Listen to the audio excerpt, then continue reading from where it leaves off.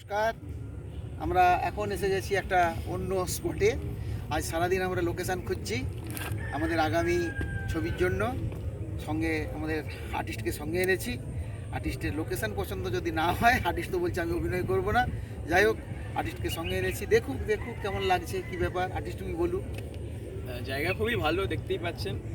চারিদিকে নদী টদী আছে এখানে এবং খুবই ফাঁকা একটা শান্ত জায়গা এবং লোকজনও খুবই ভালো এখানে। সোশ্যাল ডিস্টেন্সিং তো আছেই, কারণ লোকজন খুবই কম এখানে আমরা দেখতে পাচ্ছি।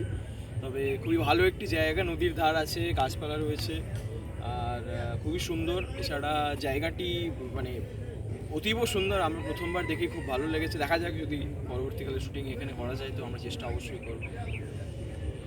নমস্কার। নমস্কার।